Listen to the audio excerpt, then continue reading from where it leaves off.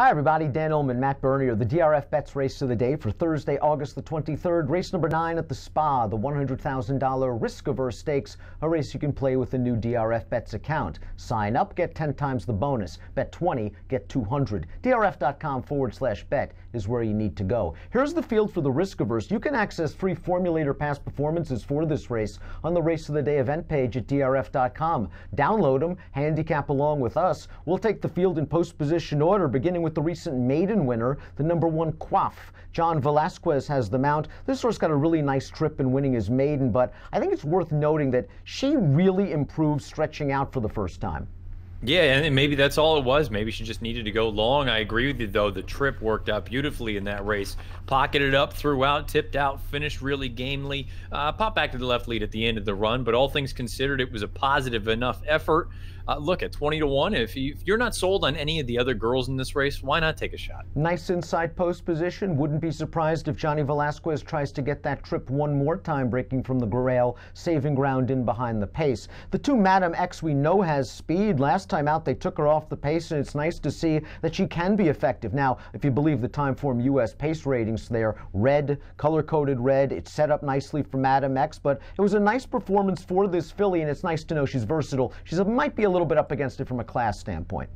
I think she's a little on the cheap side. That race hasn't come back all that great just yet. I know the third place finisher was the next out winner, but the figs have been light. And at the end of the day, even if you think that that's 76, if she's ready to move forward again, she's still on the light side from numbers. Cash out the number 3's entered main track only. We hope this race stays on the turf because it is a good betting affair. One of the horses that figures to take money is the number 4 Tapit Today. For who else? Chad Brown. This is an affordable Tapit who sold for only $180,000. Chad's been very smart with her. I think he got her some confidence at Monmouth in the last 2 races. And last time out, this horse just swung wide turning into the stretch and was able to inhale the field. Not sure what she beat, but it is Chad. We've got a positive formulator fact. He's 44% third off the layoff with 3-year-old last out winners in turf routes. I think this filly's okay, but if she's really overbet, I'm not sure I want her at such a short price. Well, that's really what it boils down to, doesn't it? Because she was visually impressive in that most recent start. She's really done nothing wrong in the turf. Don't hold that debut against her. The 5th place finisher from that most recent start is the next out winner with a 75. And you note that there's space, there's gap between her and the 2nd place finisher and the 3rd place finisher. So it makes me think that the number is legitimate. It comes down to how much money is she going to take, and is she going to be overbet in a race where, I sound like a broken record, I don't think she has a giant edge on everyone. I'm a big fan of the 5 Monte Cristo. She won her first 3 starts. I liked her last time out in the Tawi. I don't think the trip worked out. She didn't break very well. She was last on the rail going into the first turn. She made a big 4-wide sweeping bid entering the turn, 5 wide entering the stretch, and she flattened out late against a pretty nice horse, a horse you picked to win the Tawi. My issues with Monte Cristo are twofold. A, is she good enough against this group here at Saratoga? And B, the Tawi hasn't come back very fast. Yeah, the runner-up deadline, she came back and earned a 74 buyer, and if you're using her as sort of the barometer, then maybe Monte Cristo is a little bit class compromised. At the same time, you brought up the reasons why there is intrigue with her, where she didn't have the cleanest go of it, and visually in that run 2 starts back at Laurel, she was awesome. So, again, I kind of feel very similar to the way that we were talked about with the rail horse in Quaff, that it's a matter of, do you really want a horse, do you want any of these shorter prices that, you know what, there's no real edge, where at least with this horse, if you think there's a forward move or maybe she's not totally exposed, why not take a shot? Well, like the John's Call, the feature race at Saratoga on Wednesday, it's a race I think you have to spread, and I think you're supposed to try to take a shot with at least a little bit of a price. Ferdinanda, the number 6, is intriguing to me. Now, I know she had all the best of it from a pace situation last time out. That optional claiming race fell apart. But Ferdinanda had to come about 5 wide into the stretch and was just no match for Reverse the Decision, who was a favorite trained by, guess who, Chad Brown. And I also think 1 1/8 was just a little bit far for this horse. She seemed flat the final 16th of a mile. Turning back in distance, if she can get a little bit of pace, she's done some good work at a mile for Barclay Tagg, including finishing ahead of Got Stormy earlier this year at Gulfstream. Yeah, again, she's the kind of horse, she shows up basically more often than not with a good effort. The question now becomes, do you think you're going to get a forward move here? But really, does it matter when you're going to be looking at a horse that's probably going to be close to double digits, I would imagine, when it's all said and done? And again, if you don't think any of those other more fancied horses has any real edge, why not take a shot here? Punked drops in class. She was in the Lake George on opening day. She set the pace. They were going pretty quick. I don't know what happened to Punked. she stopped terribly, and now she's dropping in class. I know she's better than that. You and I have never been big fans of hers, but I don't like the way she stopped last time. Look, I didn't like her going into it because I didn't think that Wild Applause was a very good effort. She had an absolutely perfect trip, and I just thought she was, okay. And I know Got Stormy's all right, but she came back in that Lake George. I don't know what happened. And to be honest with you, I don't know that I love the Lake George as a whole. Punked is just the kind of horse, we've talked about it so often. If she wins, I lose. Sweet Sting, I think, is a very dangerous horse in this race for Jimmy Jerkins, a beautiful pedigree, and she ran into a really good horse last time out. La Moneda came back to win again for Tom Morley. That's 3 in a row now. She went through her N2X with a 90 Beyer speed figure, and this horse, Sweet Sting, was kind of just in behind down towards the inside. She got clear, and she was never getting the La Moneda, but she's lightly raced. She's got a lot of upside. Check out this formulator fact for Jimmy Jerkins. Past 5 years, 3-year-olds off a layoff line and turf routes, 50% winners, 475 ROI. I won't be surprised at all if this horse wins. No, I think she's got a big chance. She was facing older horses. You brought up all the positives about that field that she ran against that day. From a figure standpoint, she makes a lot of sense. Highest last out raw number for time form, and she earned an 85. I thought she was a little bit grindy, but at the same time, when you look and break down those quarters, she went 23-37 and 23-29.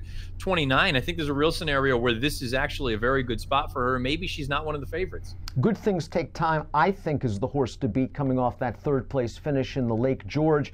Daddy Is a Legend came back, ran third in the Lake Placid last week. Alti, the runner-up, came back to run third in N1X with an 88 Beyer speed figure. So I buy the 86 Beyer that Good Things Take Time earned in the Lake George. And that third fraction, color-coded red at Timeform US, and that was at the point where Punked stopped and Good Things Take Time took over the lead. She was just no match for Daddy Is a Legend in the lane. She's rock solid. She has tactical speed. I'm not sure I would like to take a short price on her, but I have to use her and everything. Now, am I getting a little bit too sort of nitpicky here, where I've liked her ever since she got here into the States? And I'm starting to wonder if she has a nose for the wire or not. It feels like she's been in plenty of opportunities and plenty of positions to take advantage. And for one reason or another, she doesn't get over the hump. Now she's run second or third on 6 occasions from 9 lifetime starts with only 1 win at a short price. I'm against her. I wonder if it's just the class relief with her now. She's been in against Got Stormy and Rushing Fall and Daddy Is a Legend. She fits in this spot, but it's a good point you bring up. She has been a bridesmaid throughout her career. Kitten's Cover Girl has not been a bridesmaid since being claimed by Pat Reynolds 3 starts back. Off the pace winner going 7 furlongs. Great ride from David Cohen, I thought, last time out. Got this girl up close to the pace, and she was able to take over with ease on the far turn and then held sway in the lane. 87 Beyer, a big improvement from her prior efforts. Do you believe that effort? The 4th horse came back to earn an 87 in her subsequent start.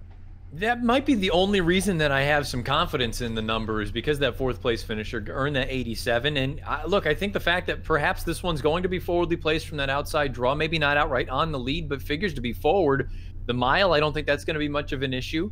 I thought she finished pretty well. Maybe this is going to be too tough for her, but I think the price is going to be right on a horse that, if you believe the Beyer, has the highest last out in the field, and if you believe the time form number, she's right there. Timeform US pace projector has her on the lead, and she's very comfortable on the pace. And if you don't think that one horse, Quaff, has the class in her first start against winners to take on these horses, she might be in a great situation turning into the stretch at a pretty good price, because I think some folks are going to be scared off by the fact that Kitten's Cover Girl was claimed out of a conditioned $40,000 race 3 starts back.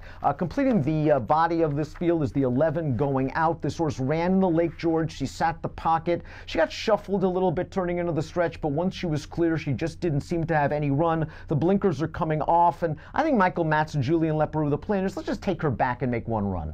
Yeah, and hope that you can get a piece of this thing. I don't know that she's quite ready for a race like this. I do think there's some ability here, but it feels like she's one of those slow developers. 2 starts back, it looked like she was going to be in tough moving into the Lake George. Now this is a more reasonable spot, but I do think that there's a scenario where she's going to need a little bit more time. Like the John's Call on Wednesday, again, this is a race where you could spread, you can go so many different ways. I'm not sure you should be accepting a short price in here. Let's take a look at our top selections in this race. You're going with the 10 Kitten's Cover Girl, stepping up in class, should be forwardly placed, and boy, her confidence should be sky high off those 2 wins.